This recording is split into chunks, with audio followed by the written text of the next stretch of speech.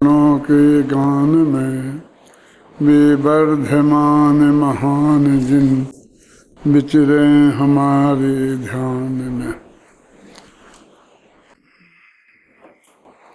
कुंद कुंद देव ने 2000 वर्ष पहले इसे इसी पवित्र भारत भूमि पर बनाया। आचार्य कुंद कुंद दिगंबर परंपरा में सर्वश्रेष्ठ आचार्य हैं। ये सर्वमान्य तथ्य है।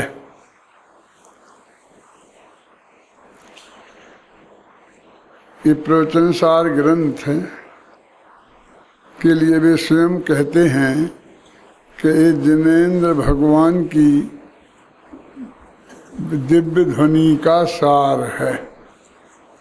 दिव्य ध्वनि का सार है माने उनके जिन प्रवचन का सार है। प्रवचन सार लिखा नाम उसका। तो प्रवचन माने क्या? उनकी जो दिव्य ध्वनि खिरी उसका नाम है प्रवचन। वचन तो सबके ही होते हैं और जो उत्कृष्ट वचन है परा उपसर्ग लगा होता है ना, तो उसका अर्थ महान हो जाता है कि महान जो उत्कृष्ट वचन हैं वे प्रवचन। तो वे अरहंत भगवान की दिव्य ध्वनि। हिंदी में जो पूज्य गुरुदेव श्री के प्रवचन छपे हैं तो उनका नाम ही दिव्य ध्वनि सार रखा है। जैसे समय सार प्रवचन है तो उनका नाम प्रवचन रत्नाकर रखा ना। ऐसे जो प्रवचन सार पर गुरुदेव श्री के प्रवचन छपे उसका नाम रखा दिव्य ध्वनि सार। माने ये हमें ख्याल में आ रहा है कि भगवान की दिव्य ध्वनि में आई हुई ये बात है।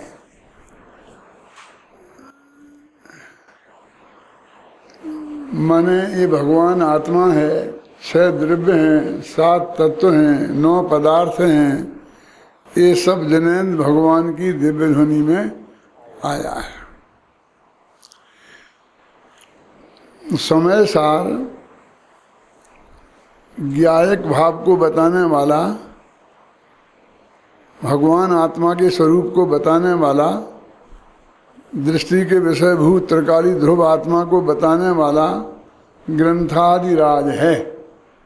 क्योंकि उसमें प्रतिज्ञा की गई है कि उस ज्ञायक भाव को मैं बताऊंगा आपको।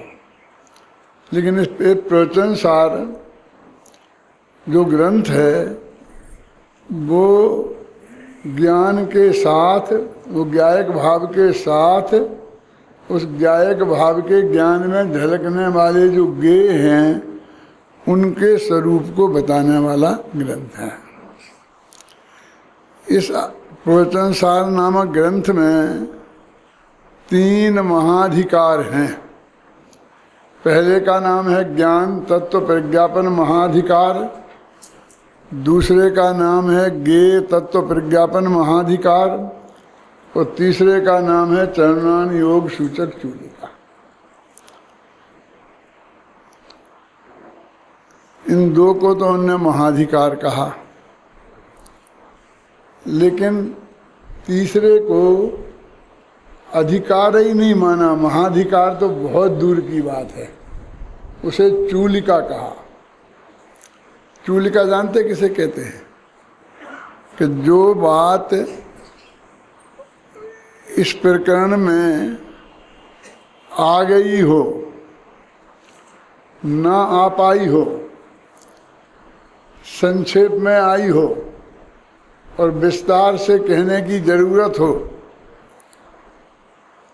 वो सब बातें चूलिका में कही जाती हैं। उक्तम, अनुक्तम, उक्तानुक्तम, ऐसा लिखा है। कही हुई बात, अनकही हुई बात और कुछ कही हुई बात, कुछ कही हुई बात जिसमें कही जाती है उसे चूलिका कहते हैं। जैसे अपन मंदिर बनवाते हैं ना, तो मंदिर की शिखर पर सबसे ऊपर शिखर और कलश होता है। तो मंदिर की तुलना में कलश क्या है, शिखर क्या है? मंदिर कितना विशाल होता है। कितना महान होता है, कितना उपयोग होता है, उसमें जिनेन्द्र भगवान विराजमान हैं। अपन पूजन भक्ति करते हैं, प्रवचन करते हैं, स्वाध्याय करते हैं, सब अपने काम आता है। और ऊपर की वो सुरई क्या काम आती है, उसके ऊपर लगा हुआ कलश क्या काम आता है, झंडा क्या काम आता है। वो कितना ही बेकाम हो, लेकिन इतना महत्वपूर्ण है कि सबसे ऊपर उसे रखा गया, सबसे ऊपर माथे पर रखने लायक है। क्या ऐसे ही ज्ञान तत्व प्रज्ञापन अधिकार और ज्ञेय तत्व प्रज्ञापन अधिकार तो वो असली ग्रंथ है, वस्तु के स्वरूप का प्रतिपादन करने वाला ग्रंथ है। और जो चरणान योग का क्या सूचक जो है उसे क्या लिखा, चरणान योग सूचक चूलिका, मानी कि एक सूचना देने वाली, उसके ऊपर शिखा कैसी लगाई जाती है, समझे ना, वो सूचिका, वो चरणान योग है।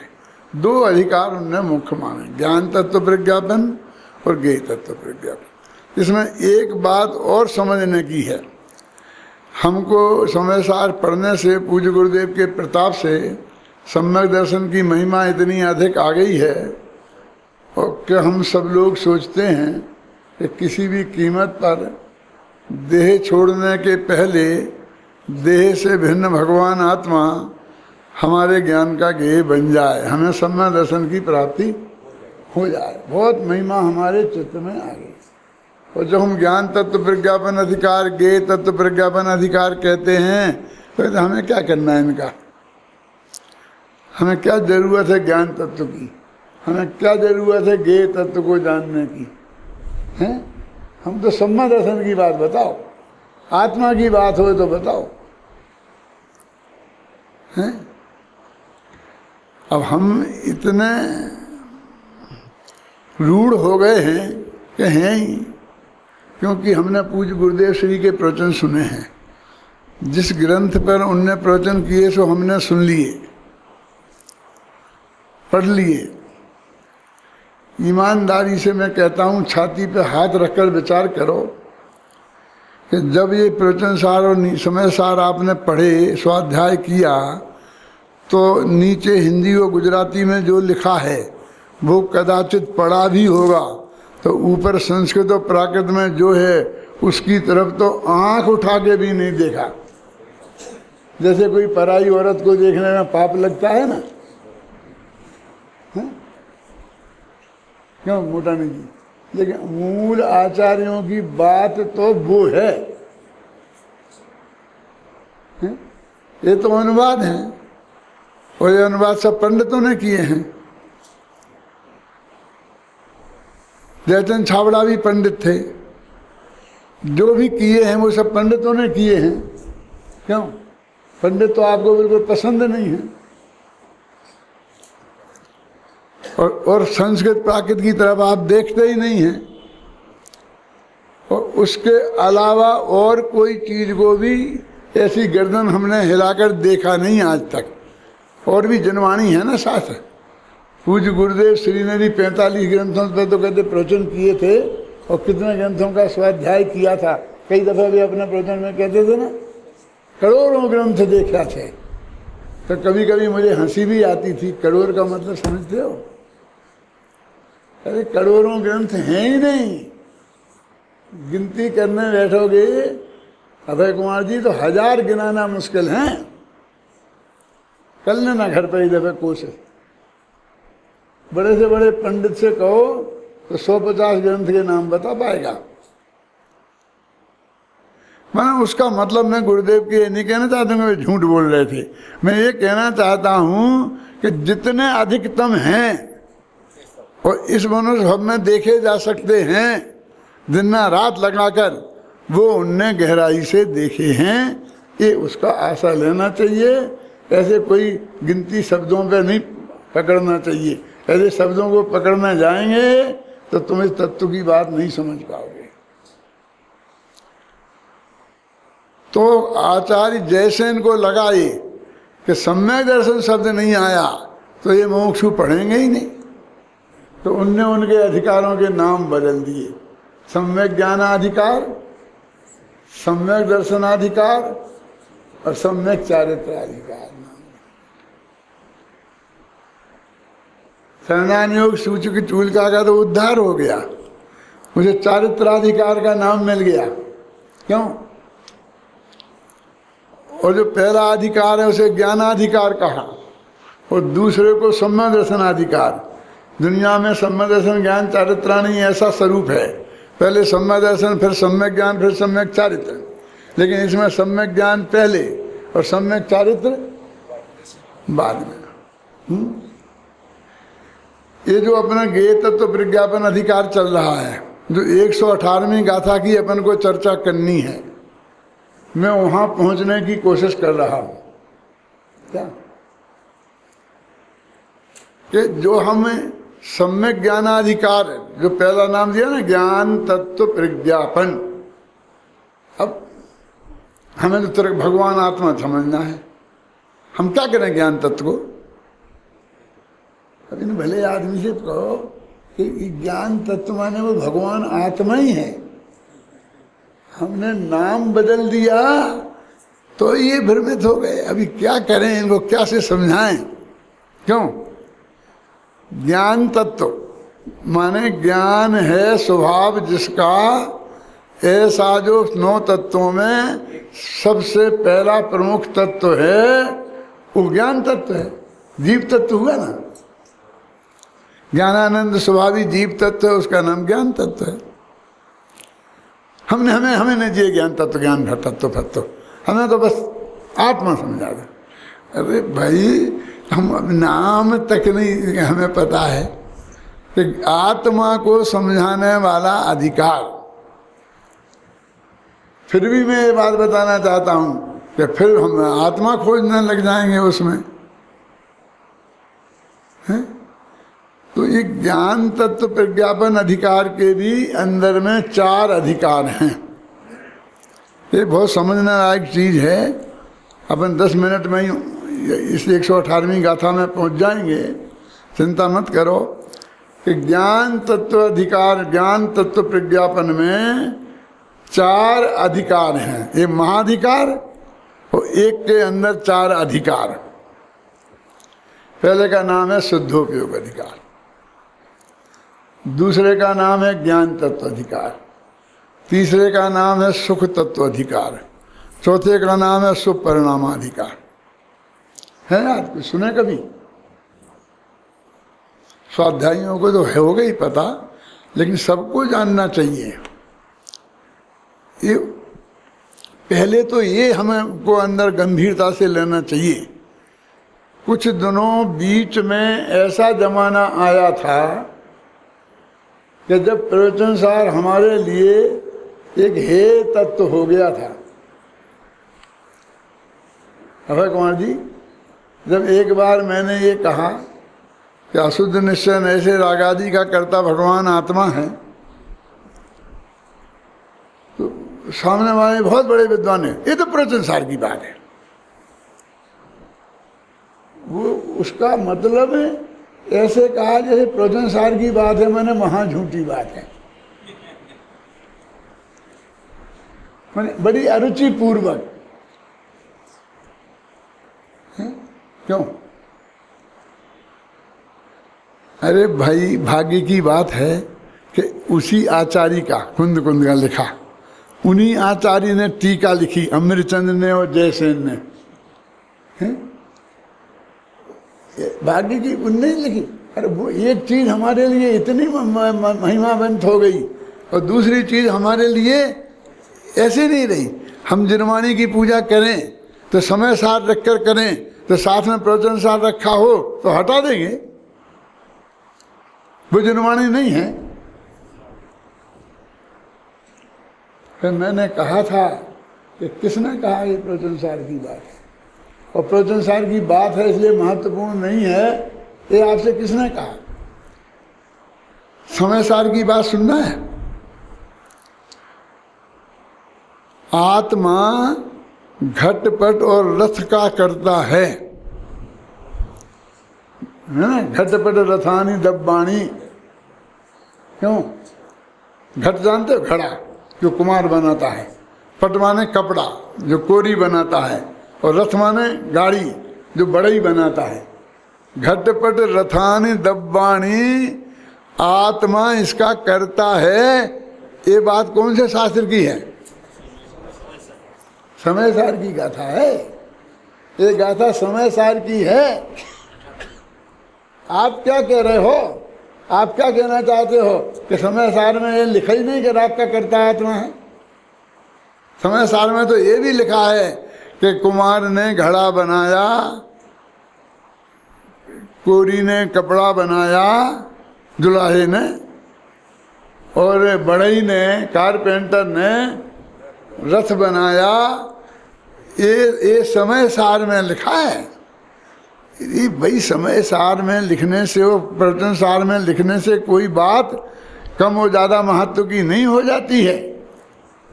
ये असद्भूत व्यवहार न्याय का कथन है, वो अशुद्ध निश्चय न्याय का कथन है, और इन किसी का कर्ता आत्मा नहीं है। ये परम शुद्ध निश्चय न्याय का कथन है। निर्मल पर्याय का कर्ता है, ये अनेक देश शुद्ध निर्मल पर्याय का कथन है, शुद्ध न्याय का कथन है। तो ये सब न्यायों के कथन, आठों ही प्रकार के जो नए हैं निश्चय व्यवहार, वो समय सार में नहीं है और प्रवचन सार में नहीं है। तो कहाँ गड़बड़ हो गई? कहीं गड़बड़ नहीं है। मैं ये बताना, आपका ध्यान आकर्षित करना चाहता हूं कि नाम के चक्कर में भ्रमित मत हो जाना। वो ज्ञान तत्व प्रज्ञापन में जो ज्ञानाधिकार है ना दूसरा, उसमें त्रिकाली ध्रुव भगवान आत्मा का वर्णन नहीं है, ज्ञान स्वभाव का वर्णन नहीं है। क्या? सम्यक ज्ञान का वर्णन नहीं है, मिथ्या ज्ञान का वर्णन नहीं है। काय का वर्णन है? बता सकता है? कि तुम पढ़ के आया ना इस स्मारक में? नहीं पूछूंगा कि तूने नहीं बता पाया तो मेरी भी इज्जत जाएगी। घबराना नहीं। अरे भाई, केवल ज्ञान का वर्णन है। समय सार में त्रिकाली ध्रुव भगवान आत्मा का जो ज्ञान स्वभाव है उसका वर्णन है, और प्रवचन सार के ज्ञानाधिकार में केवल ज्ञान का वर्णन है। और केवल ज्ञान के वर्णन जाने बिना, केवल ज्ञान का स्वरूप जाने बिना भी सम्य दर्शन नहीं होगा। सर्वज्ञता का स्वरूप ख्याल में नहीं आएगा तो सम्य दर्शन नहीं होगा। गुरुदेव की जो असली देन है वो वैसी छिपी रह जाएगी। कौन? क्रमबद्ध पर्याय। ये सर्वज्ञता के ज्ञान से ये सिद्ध होती है कि उन्होंने सारे लोकालोक को जाना। मोटानी जी, उनने भगवान आत्मा को जाना, इससे क्रमबद्ध पर्याय सिद्ध नहीं होगी, लेकिन सारे लोकालोक को जाना इससे सिद्ध होगी। क्या? क्योंकि उसमें तो अकेला आत्मा ही का नक्की होगा, और इसमें तो क्रमबद्ध पर्याय तो 6 द्रव्यों पे घटित होनी है कि जिस द्रव्य की जो पर्याय जिस समय, जिस क्षेत्र में, जिस काल में, जिस निमित्त पूर्वक जैसी होनी है, उस द्रव्य की वो पर्याय उसी काल में, उसी निमित्त पूर्वक वैसी ही होगी। ये तो केवल ज्ञान में झलकती है। तो सर्वज्ञता का स्वरूप जानना ये बहुत जरूरी है। और जो 80वीं गाथा में ये बात कही कि जो जानदी अर्हंतम दब्बत गुणत्व पज्जयत तेहिम सो जानदी अपाणम मोहो खलुजादि तस्य लयम। जो अरहंत भगवान को द्रव्य गुण पर्याय से जानता है वो अपने आत्मा को जानता है और उसका मोह नाश को प्राप्त होता है। तो वहाँ पर जो पर्याय से जानने की बात कही, तो आत्मा को पर्याय से जानना है। फिर उन्होंने अरहंत का क्यों लगा दिया?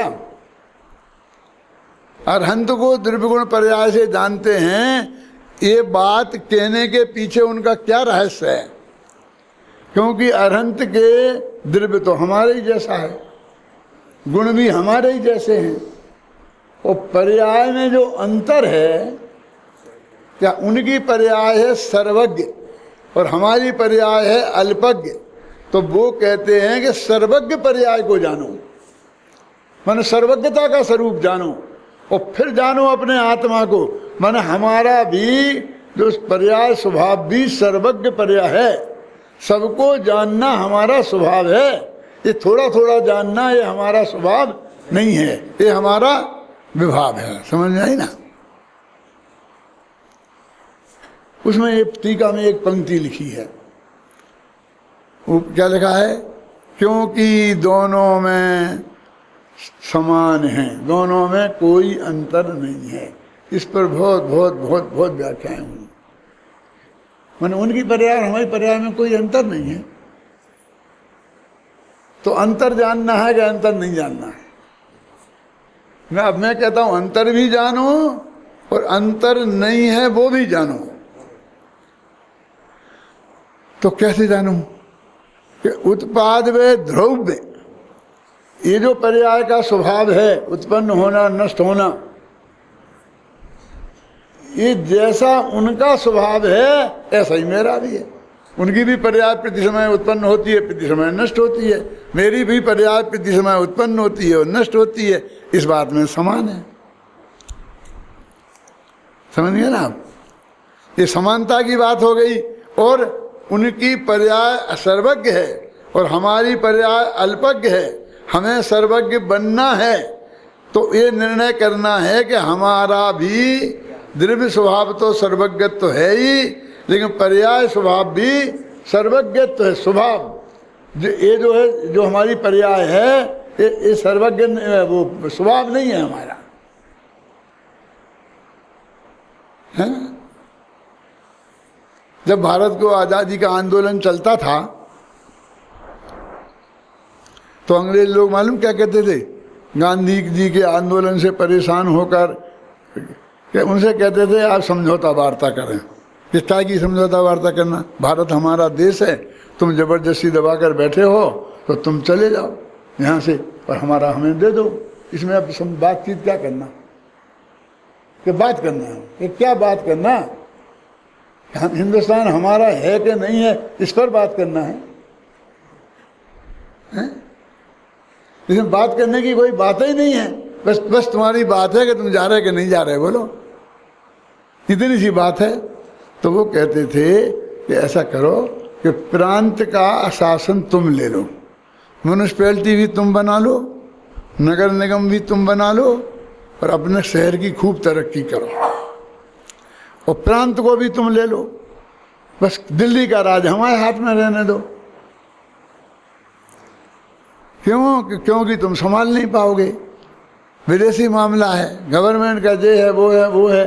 अब ऐसा है कि नेताओं को थोड़ा सा लोभ आ जाए कि भाई हम अभी मुख्यमंत्री बने जाते हैं प्रांत के और सबसे बढ़िया ठाट बाट शुरू हो जाएंगे, जैसा सब होता है। तो बस लोभ में जो 2-3 नेताओं को बड़े बड़े जो हैं, इनको हमने जो 2-4 प्रांतों का मुख्यमंत्री बना दिया तो ये खुश होंगे, तो भूल ही जाएंगे कि हमें भारत को पूरा आज़ाद करना है। कि नहीं, ये तुम म्यूनिसिपैलिटी का बनाओगे कि प्रांत का बनाओगे कि राज्य का इस बारे में हमें कोई बात नहीं करनी है। क्यों? पूरा भारत हमारा है और तुम्हें यहाँ से जाना है, और तुम कब जाओगे हमें तो ये बताओगे। क्या? अरे ये बात करने में क्या हानि है? ये देखिए जबरदस्ती अड़ गए, गांधी जी अड़ गए, ये अड़ गए नेहरू जी, इसमें अड़ने की क्या बात थी? अरे भाई बात कर लेते, अरे बात कर लेते। तो ये हमारे मन का चोर देखना चाहते हैं। कोई के मन में यदि ये आ जाए कि मैं प्रांत का नेता बन जाऊंगा, मुख्यमंत्री बन जाऊंगा, तो इनमें फूट पड़ जाएगी।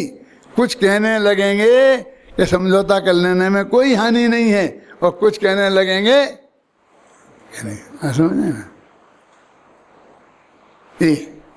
ये नीति है। ये यहाँ कह रहे कि हमारा वो कोई भी पर्याय हो ज्ञान की, अल्पज्ञता की पर्याय है, लेकिन हमारा स्वभाव सर्वज्ञ है। पर्याय में भी सर्वज्ञता हमारा स्वभाव है। ये बात है, ये जानो।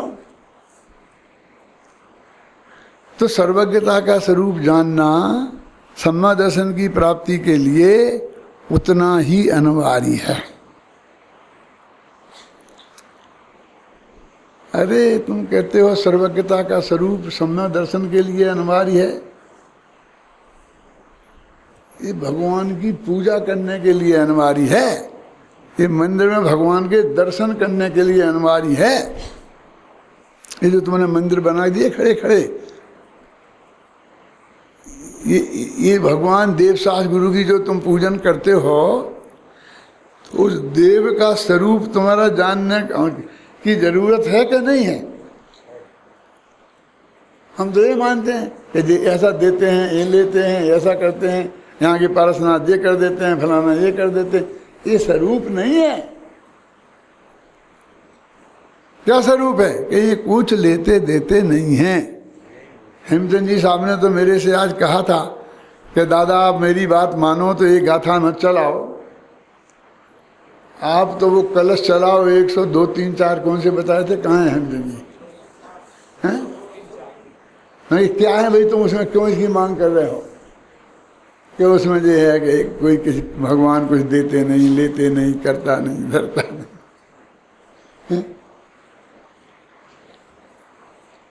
यानी भगवान का स्वरूप जिनकी हम पूजा कर रहे हैं, जिनके हम दर्शन कर रहे हैं, और जिनसे 5 इंद्रिय के भोग मांग रहे, हम उनका स्वरूप जानते होते तो ऐसा मांगते कि ये हमें देंगे ही नहीं, ये मिलेंगे ही नहीं इससे। हैं? हम इस पर लड़ते कि पंचम काल में कौन से स्वर्ग तक जाते हैं। क्यों बोलो? अरे क्या करना है, हमको स्वर्ग में जाना ही नहीं है, स्वर्ग भी संसार है। इसको कौन से स्वर्ग तक जाते हैं, इस पर लड़ने झगड़ने की कहाँ फुर्सत है? करुणान योग में जो लिखा है सो मान लो कि 16वें स्वर्ग तक जाते हैं तो हम खिल गए, नहीं दूसरे से ऊपर नहीं जाते हैं तो मर जाएंगे। क्या लेना देना है, हैं? इस संसार में कोई भी पर्याय की मांग करना ये निदान नाम का आर्थ ध्यान है। उससे मिलने जाने वाला, मांग से मिलने जाने वाला तो कुछ नहीं है, और उस आर्थ ध्यान के फल में जो नुकसान होगा वो अलग बात हो गई।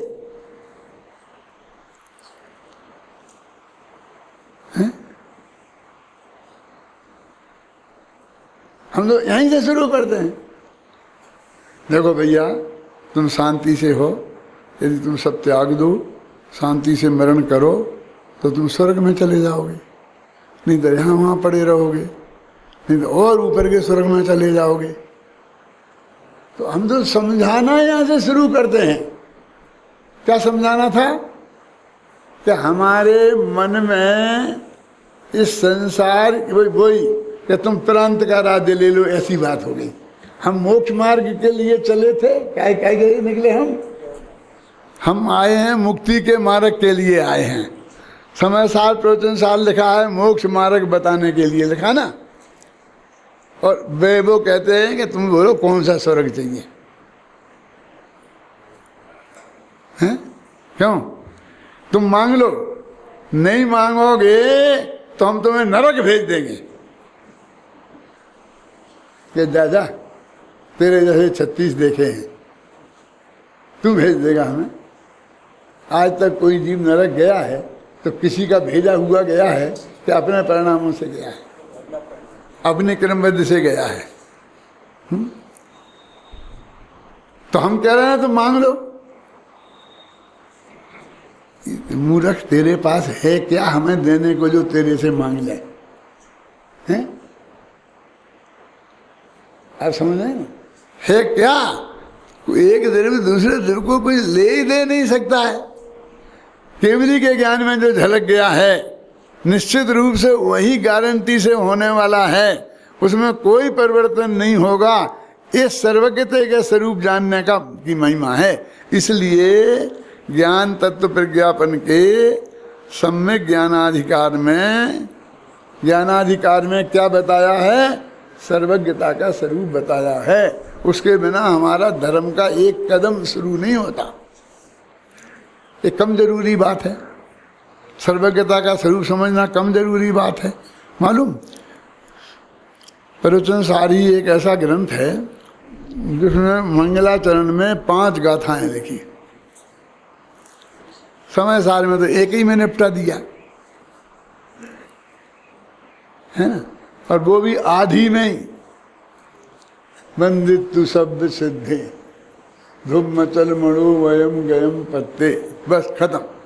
अब दूसरी पंक्ति में तो बोच्छामी समय पाहुड़, मैं समय सार बताता हूँ, ये प्रतिज्ञा कर ली। एक लाइन में भगवान को याद करके छुट्टी कर दी। और प्रवचन सार में 5 गाथाएं। भगवान महावीर को याद किया, फिर विदेश क्षेत्र के 20 तीर्थंकरों को याद किया, फिर प्रत्येक को अलग अलग और प्रत्येक को अलग अलग और प्रत्येक को एक साथ, और फिर यहाँ के वहाँ के यहाँ के सब चारों तरफ के देख देख करके नमस्कार करके, और फिर अंतिम कहा मैं साम्य भाव को प्राप्त होता हूँ। तो उन्हें टीका में क्या लगा? साम्य भाव के आश्रम को प्राप्त होता है। ऊपर तो क्या है? उपसम्मयामि सम्मम जत्तो निर्माण संपत्ति, मैं उस साम्य भाव को प्राप्त होता हूँ जिससे निर्माण की प्राप्ति होती है। क्योंकि ये साम्य भाव क्या है? तो नीचे टीका में साम्य भाव रूपी आश्रम को प्राप्त होता हूँ। तो समझते कुंद कुंद का भी कोई आश्रम होगा, बहुत बढ़िया आश्रम होगा। क्यों साहब? सबके आश्रम होते हैं। शंकराचार्य का था, उनका था, उनका था, उनका था। हमारा भगवान आचार्य का कैसे कोई आश्रम नहीं होगा? होगा ही ना। अरे भाई के सम्यक दर्शन ज्ञान चारित्र रूपी आश्रम है। उस आश्रम को मैं प्राप्त होता हूँ। तो उन्होंने कहा क्या है कि वो शुद्धोपयोग रूप है। क्या? तो क्या शुद्धोपयोग? ये शुद्धोपयोग क्या होता है? तो उन्हें शुद्धोपयोग का स्वरूप बता दिया 12 अधिकारों में। पर शुद्धोपयोग अधिकार पहले में, फिर क्या शुद्धोपयोग करेंगे तो होगा क्या? क्योंकि ये हम तो बिना ये जाने कि इस काम धंधे को करने से हमें क्या लाभ होगा, हमने आज तक कोई काम किया ही नहीं। हम तो बनिया हैं। पहले हमें ये पता लगना चाहिए कि इसमें मिलेगा क्या। तो उनने कहा उसमें कि तुमको ज्ञान और सुख मिलेगा। क्या? ज्ञान और सुख मिलेगा। ज्ञानानंद स्वभाव होता है ना, ज्ञान और सुख मिलेगा। तो कैसा ज्ञान मिलेगा? हमें ज्ञान तो है ही और सुख भी है। हम अभी अज्ञान तो है नहीं। जो भी हम जानते हैं ज्ञान तो हर एक के पास है ना, और सुख भी है थोड़ा बहुत 5 इंद्रियों का जैसा भी जो कुछ है, हैं? कि नहीं बेटा ऐसा नहीं। तो फिर ज्ञान अधिकार को कैसा ज्ञान मिलेगा? इसलिए उनने कहा सर्वज्ञ वाला ज्ञान। वो सर्वज्ञता की बात कैसे आ गई? फिर वो शुद्धोपयोग करेंगे तो तुम्हें तुम कहोगे हम शुभ भाव करेंगे तो क्या मिलेगा? तो यही तो कहते हैं ना, स्वर्ग मिलेगा। यही कहते हैं ना। तो फिर स्वर्ग कैसे हैं? तो कम से कम एक देव के 32 देवांगनाएं तो हैं ही हैं। उसका वैभव जे ऐसा शोक बीमारी नहीं है, जे नहीं है, वो नहीं है, बहुत बढ़िया सुंदर शरीर है, जे है वो है। क्यों? ये बातें शुरू होती हैं। तो उनने कहा कैसा ज्ञान मिलेगा? तो ऐसे में वो ज्ञान का स्वरूप बताने वाला पूरा अधिकार, तो सर्वज्ञता का स्वरूप बताना ये बेकार है। ये जानना जरूरी नहीं है। ये मुक्ति के मार्ग में उपयोगी नहीं है। ये कुंद कुंद की वाणी नहीं है, ये अमृतचंद की वाणी नहीं है, ये कांजी स्वामी की वाणी नहीं है, ये पूज्य गुरुदेव सिंह ने हमें नहीं बताया, अकेला समय सार समझाया था। उनने भरी सभा में ये प्रवचन किए थे कि नहीं किए थे? नहीं साहब, वो समय सार पे 19 बार किए थे, एक दफे तो किए थे ना, क्यों? मेरे कहने का मतलब इसमें भेद करने से कोई फायदा नहीं, और ऐसा भी मैं नहीं करना चाहता हूँ कि तुम समय सार महान है, प्रवचन सार कुछ नहीं, कुछ नहीं, तो मैं कहने लग जाऊँ प्रवचन सार महान है, समय सार कुछ नहीं। ये तो ऐसा ही हो जाएगा ना। एक गुरुजी के तो चेले थे हैं? और गुरुजी की सेवा करने के लिए उनने दोनों गुरुजी को आधा आधा बांट लिया था कि इस हिस्से की सेवा तू करना, इस हिस्से की सेवा मैं करूँगा, ये हाथ तू दबाना, ये हाथ मैं दबाऊंगा, ये टांग तू दबाना, ये टांग मैं दबाऊंगा, ये इसको मैं नहलाऊंगा। एक ने अपना पैर को अच्छी तरह से धो के नहा करके साफ करके उससे पोंछ कर, और अभी देखा जमीन पर रखता हूँ तो ये थोड़ा गंदा हो जाएगा, तो सूख जाए तो फिर जमीन पर रखूँ, तो उसने दूसरे पैर पर रख दिया। क्या दूसरा आया, मेरा पैर गंदा है, इसका मतलब ये तो नहीं कि तू अपने पैर को मेरे पैर पर रखेगा। अब ये पैर गुरुजी के नहीं रहे हैं? क्यों? अब ये सोनगढ़ गुरुजी का नहीं रहा, ये देवलाली गुरुजी की नहीं रही, ये जयपुर गुरुजी का नहीं रहा, ये सब हमारा तुम्हारा हो गया। अब हम क्या दुर्दशा करेंगे उसकी? तो वो एकदम एक मूसल लाया और उसने वो टांग तोड़ दी। तो उसे पहले वाले को गुस्सा आया तो उसने दूसरी टांग तोड़ दी, दोनों टांगें टूट जाएंगी। अब हमने समय सार प्रवचन सार में झगड़ा शुरू कर दिया। क्यों? अरे एक आचार्य, एक टीकाकार, क्यों? दोनों की महानता खोजो। अब वही त्रिकाली ध्रुव भगवान आत्मा की बात प्रवचन सार में नहीं है ऐसी तो मैं नहीं कहता, कम होगी, लेकिन वो ही कहते तो फिर दो क्यों होते, फिर तो एक ही होता। फिर दूसरी बात समझानी थी तो प्रवचन सार लगा, प्रवचन दूसरी, माने जब दो चीजें लिखी जाएंगी तो दो के विषय वस्तु तो अलग होगी ना। इसमें महान और गैर महान का क्या सवाल है? फिर उसने कहा कि ऐसा ज्ञान हमें प्राप्त हो जाएगा तो क्या मिलेगा कि अतीन्द्रिय सुख मिलेगा। तो फिर सुखाधिकार में अतीन्द्रिय सुख का स्वरूप बताया। जो इंद्रिय सुख तुम जैसे सुख मानते हो वो वास्तव में सुख है ही नहीं। अतीन्द्रिय सुख क्या है उसका स्वरूप बताया। इतने में एक बोल पड़ा कि ये तो ठीक है, लेकिन वो एक और दुनिया में इंद्रियों वाला सुख भी तो होता है ना।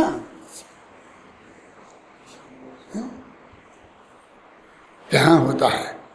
तो हमें तो वही चाहिए, हमें तुम्हारा ये सुख नहीं चाहिए। तुम तो हमें ये बताओ कि वो कैसे मिलेगा। अच्छा वो भी बता देते हैं। तो इसलिए फिर उनने शुभ परिणामाधिकार लिखा। तो सुनना कि तुमको हम नहीं बताएंगे तो बेटा तुम्हारा मन मानेगा नहीं, फिर तुम दूसरे गुरुजी खोजोगे, फिर उनसे समझोगे, फिर वे न मालूम तुम्हें कहाँ ले जाएंगे।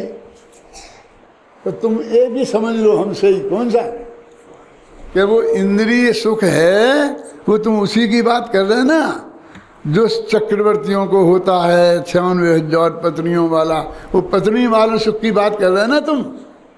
वो रुपया पैसे वाले, हाथी घोड़े वाले सुख की बात कर रहे हैं ना तुम, कि हाँ हाँ उसी की बात कर रहे हैं। चक्रवर्तियों की, इंद्रों की, नगेंद्रों की, तो उनकी क्या हालत है, तो उनके सुख का वर्णन तो नहीं किया। वे कितने दुखी हैं ये बात कहीं सिद्ध की है तो ये प्रवचन सार ग्रंथ है। बोलो किसी भी शास्त्र में स्वर्गों का वर्णन आएगा अभय कुमार जी, तो इतने राजा, इतनी रानियां, इतने देवांगनाएं, ऐसा काम, ऐसा, इतने 1000 वर्ष बाद हम गले से ही हमें झड़ जाए, तो भोगों की ही बात करेंगे। चक्रवर्तियों की इतनी रानियां, इतने हाथी, इतने घोड़े, इतने गांव, क्यों?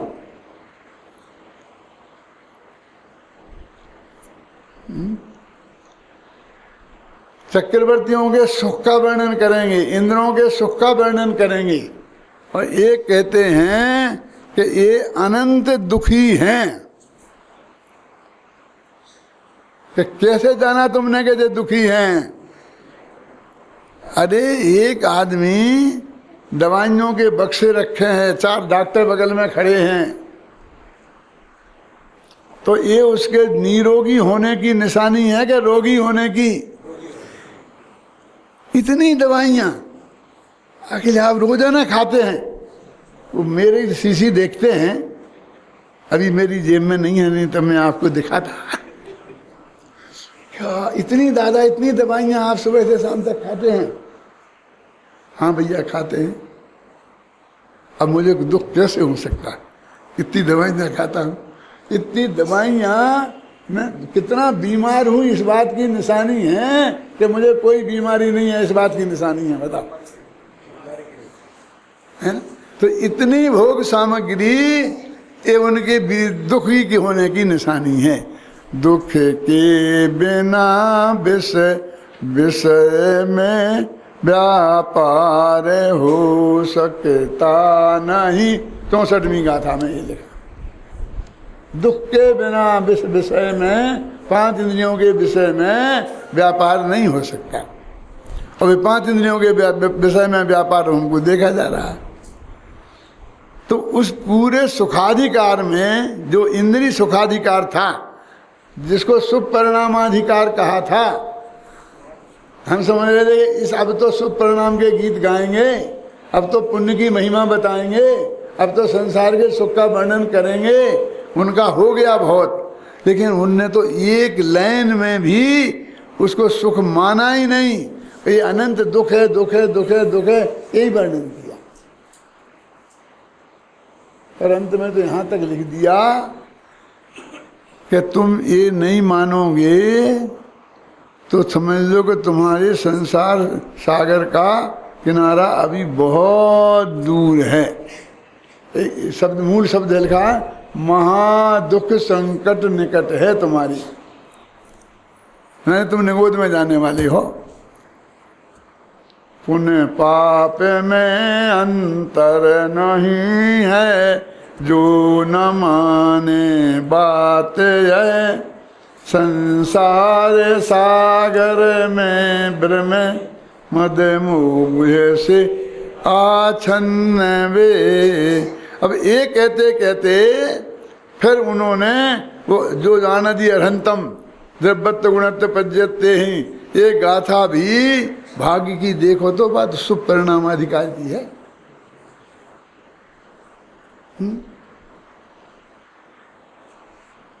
कहीं थोड़ा बहुत समर्थन किया है ना शुभ परिणाम का? बोलो, अध्यात्म बता सकते हो? कौन बता सकता है? हाथ उठाओ, पूछूंगा नहीं, बस सिर्फ जानना चाहता हूं कोई को है ध्यान में कभी।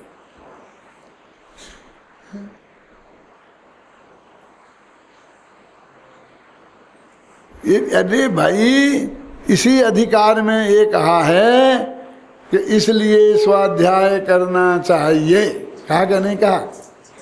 तो ये शुभ परिणाम, इस स्वाध्याय करना ये भी शुभ परिणाम है। इससे बढ़िया कोई शुभ परिणाम नहीं है जो तुझे सम्यक ज्ञान की प्राप्ति में निमित्त कदाचित बन सकता है। जो 86वीं गाथा है ना जी, तत्वार्थ से जो जानते निज, क्या ऐसा है ना, उनको इसलिए स्वाध्याय करना चाहिए, ऐसी पंक्ति है। अभी ये पढ़ने के बाद फिर वो कहते हैं कि जिस चीज को जानने से, माने अब जो हमने एक ज्ञान का स्वभाव बताया ना, तो लोकालोक को जाने, तो वो गे तत्व प्रज्ञापन कहा, वो सम्यक दर्शन अधिकार, यानी इस वस्तु का स्वरूप बताया है हमने, जिसमें ये वस्तु का स्वरूप समझे बिना किसी को भी सम्यक दर्शन नहीं होगा। ये बातें आपने बहुत सुनी होंगी कि दुनिया को जानने से कोई लेना देना नहीं है, हम तुम अपने आत्मा को जानो, बस अकेले अपने आत्मा को जानो, तुम्हारा कल्याण हो जाएगा। सुने कि नहीं सुनी? अब मैं ज़्यादा नहीं उलझना चाहता हूँ इसमें, फिर अब बात तो हम बहुत आगे बढ़ गए कि जानो नहीं जानोगे तो तुम्हारा कल्याण हो जाएगा, यहीं तक नहीं रुकी, फिर जानते ही नहीं है, जानने की जरूरत ही नहीं है, और न मालूम कितने कितने आगे हम बढ़ गए। वो तो ये कहते हैं कि ये जानने की जरूरत है, नहीं तो ये तत्व प्रज्ञापन काय को लिखा? ये उत्पाद व ध्रुव से युक्त आत्मा होता है, ये जो बात लिखी है ये 6 द्रव्यों का स्वरूप है ना, क्या अकेले जीव का? द्रव्य सामान्य अधिकार और द्रव्य विशेष अधिकार, ये जो वर्णन है, ये वर्णन, ये जो अपनी गाथा है वो द्रव्य सामान्य अधिकार के अंतर्गत गाथा है जी 118वीं में। इसमें वो भी 114वीं गाथा है कि दिव्यार्थिक नय की चक्षु को सर्वथा बंद करके खुली हुई पर्यार्थिक नय की चक्षु से देखो तो हैं पर्याय ही दिखाई देती है, और पर्यार्थिक नय की चक्षु को सर्वथा बंद कर दिव्यार्थिक नय की चक्षु से देखो तो माने वस्तु के स्वरूप को देखने की 2 आँखें हैं, और उन 2 आँखों से हमें देखना चाहिए। कौन सी 2 आँखें? ये नहीं, द्रव्यार्थिक नय और पर्यायार्थिक नय, ये 2 आँखें हैं, इन 2 आँखों से हमको वो वस्तु को देखना चाहिए, है ना इस 114वीं गाथा में। अब उसी का वर्णन चल रहा है। वर्णन करते करते अब अपन 17वीं गाथा तक कल हुई थी, और अब ये आज 118वीं गाथा अपन चलाते हैं। ये अपना चलता आ रहा है। पहले अपन ने समय सार पहली गाथा से बिल्कुल अंतिम गाथा तक पूरा किया, जो आजकल टीवी पे आ रहा है ना, आप देखते होंगे सुबह। अब बहुत लोग देखने लग गए हैं। भगवान जी, मेरा जो कार्डियोलॉजिस्ट है ना, वो देख रहा टीवी। मैं गया तो मेरे बोलता सुबह आपके रोजाना दर्शन हो जाते हैं। ये क्या बात कर रहे हो? बोले मैं टीवी पे देखता हूँ, जनवाणी पे। मैं सच्ची घटना बता रहा हूँ। तो उस डॉक्टर के पास में कई वर्षों से जाता था, तो मुझे देखता था बहुत प्रेम से सब बात, लेकिन कभी कुर्सी पे से उठकर मुझे भेजने दरवाजे तक नहीं आया, कभी जिंदगी में। और अब जब उसने टीवी पे मेरे प्रवचन सुने, तो अभी मैं परसों नरसों जाके आया, तो डॉक्टर उठ के मरीजों को छोड़कर मेरे साथ बाहर तक आया। जब तक मैं गाड़ी में बैठ नहीं गया, मेरी गाड़ी नहीं रवाना हो गई, तब तक खड़ा रहा। क्या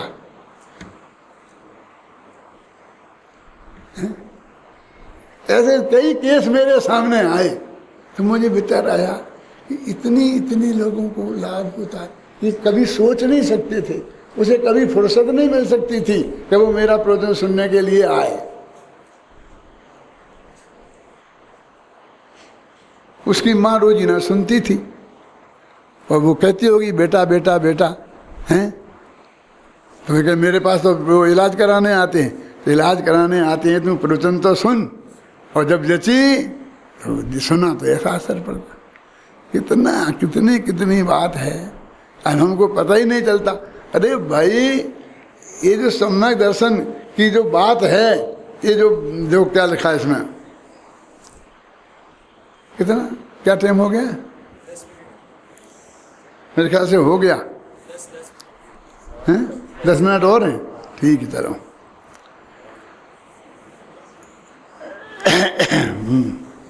विगत गाथा में यह कहा है कि कर्म जीव के स्वभाव का पराभव करके मनुष्यादि पर्यायों को उत्पन्न करते हैं।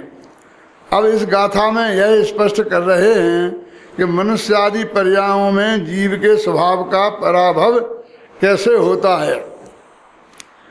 गाथा ये है, नर नार तेरे सुरा जीवा खलु नाम कम्मने बित्ता रहिते लद्य स्वभावा परिणम मानसकम माणी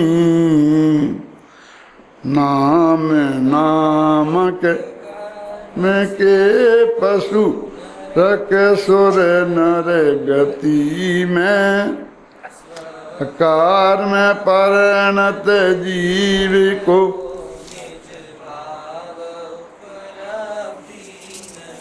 आचार्य देव ने दो उदाहरण देकर इस बात को स्पष्ट किया है। जिस प्रकार कनकबद्ध माणिक के कंगनों में माणिक के स्वभाव का पराभव नहीं होता। ये क्या कह रहे हैं? माणिक जो होता है ना, हीरा माणिक क्या होता है, उसको सोने में जड़ दो, अंगूठी बना लो तो हीरा अलग चमकता रहता, माणिक अलग चमकता रहता है और सोना अलग चमकता रहता है। ना तो माणिक गायब होता है ना सोना गायब होता है, माने दोनों के स्वभाव का पराभव नहीं होता। ये तो पराभव नहीं होने के उदाहरण हैं। दूसरा उदाहरण क्या दिया कि एक निर्मल जल, बिल्कुल पवित्र निर्मल जल, और वो बह कर के जंगल में चला गया तो नीम के पेड़ में गया, चंदन के पेड़ में गया तो उसने अपनी गंध छोड़ दी, सुगंधी आ गई। नीम के में गया तो अपना रस छोड़ दिया और कड़वा हो गया। क्यों? गंध भी छोड़ दी, रस भी छोड़ दिया। तो अब कहते हैं कि वो जो आत्मा है जो रागादि रूप परिणमित हुआ है तो वो माणिक जैसा है कि उसे पानी जैसा है।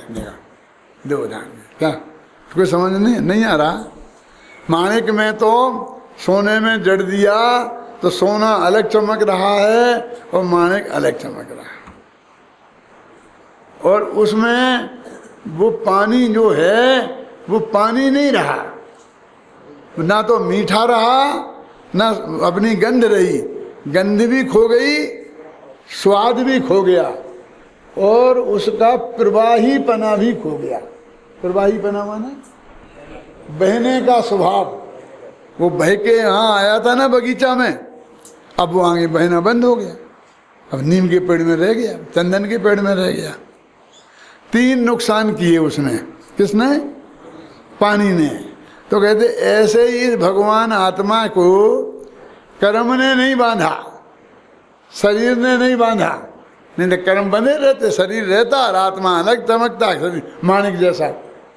लेकिन ये अपने स्वभाव का अभाव करके और ये बहकर दूसरे में चढ़ गया, राग देश मोह में चढ़ के और पर को अपना मान लिया, शरीर को अपना मान लिया। तो इस मान्यता के कारण और उसके प्रति राग के कारण इसने अपना स्वभाव भी छोड़ दिया और विभाव में चला गया। माणिक का उदाहरण किस पे घटाएं अब कि माणिक का पराभव नहीं हुआ देह में। तो वो कहते हैं अनंत भगवान हैं, तो देह में है कि नहीं? लेकिन अनंत भगवान अलग चमक रहे अपने स्वभाव से और देह अलग दिखाई दे रही। एक ने दूसरे का पराभव नहीं किया, लेकिन इस पानी ने, क्योंकि ये उस रूप परिणमित हो गई, इसने अपना स्वभाव छोड़ दिया। माणिक ने अपना कुछ नहीं छोड़ा, सोने ने भी कुछ नहीं छोड़ा। माणिक सोने में मिला नहीं, सोना माणिक में मिला नहीं, तो वो सुरक्षित रहे। और अनंत भगवान का आत्मा सिद्ध भगवान का तो नहीं कह सकते, क्योंकि वहाँ तो शरीर ही नहीं है।